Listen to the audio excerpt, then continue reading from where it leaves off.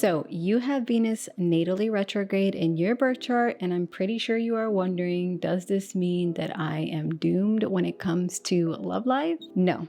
But it does mean that relationships, beauty, and values are going to unfold differently for you. And if Venus is sitting in your 8th or 12th house, well, you have some deep mystical and sometimes even karmic themes at play. Make sure to stick around to the end on tips on how to handle this energy and to unlock the good side of Venus retrograde. In Hellenistic astrology, retrograde planets aren't just known as being bad. It's more about the planets going in contrast to what they're wanting to outwardly expose or outwardly express. But when Venus is natally retrograde, those qualities turn inward, or they can move or push against expectations. So instead of giving or receiving love effortlessly, relationships may be revisited, delayed, or even have karmic ties, especially if Venus is the ruler of the 7th house. The house Venus rules in your chart is going to show you where this energy is going to play out. So look to see where Libra and Taurus is in your birth chart. Now, let's talk about Venus retrograde in the 12th and 8th houses. Two placements that often get a bad rep,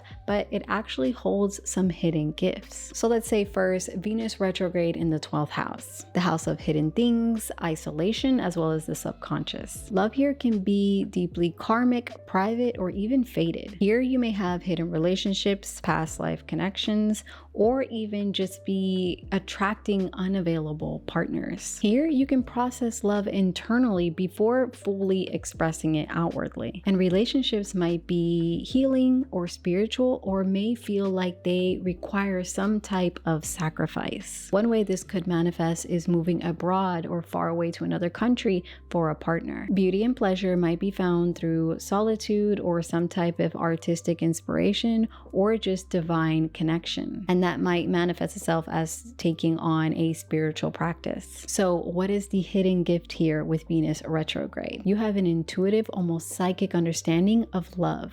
And just know that your heart works in mysterious ways. Always trust your heart. You attract soulmate level connections that teach profound lessons. This placement is amazing for artists, mystics, and healers, as love is a channel for higher inspiration. And remember that this is just a very general interpretation, as I do not see the aspects or what sign Venus is in, as that plays a major role on how this might manifest.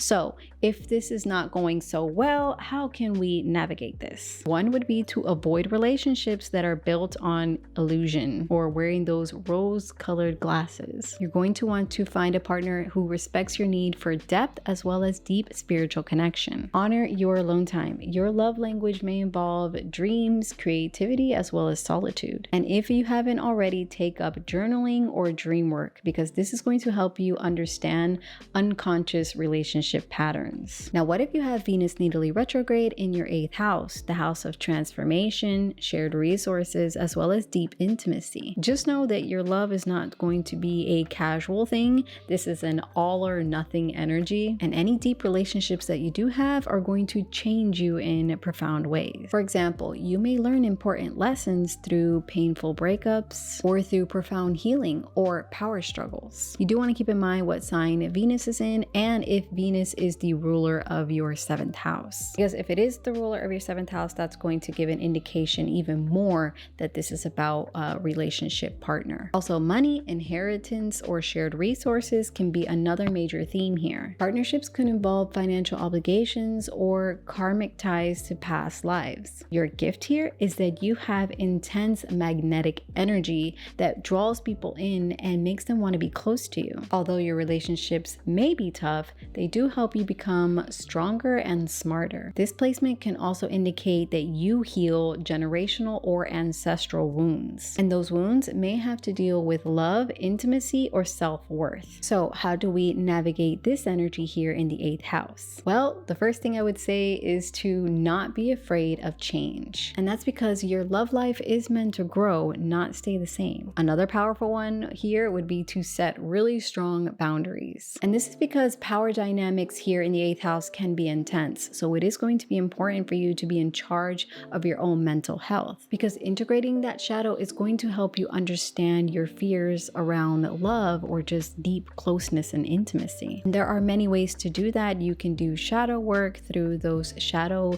book journals that they have on Amazon or Etsy, or you can go really deep here with the 8th house and do those deep transformative type of ceremonies that involve ayahuasca, psilocybin, things like that, to help you integrate that shadow but also release things that you could have been holding on to. But that's only for a few, so don't feel like you have to go that deep. So Venus retrograde in the 12th or 8th house is not a curse.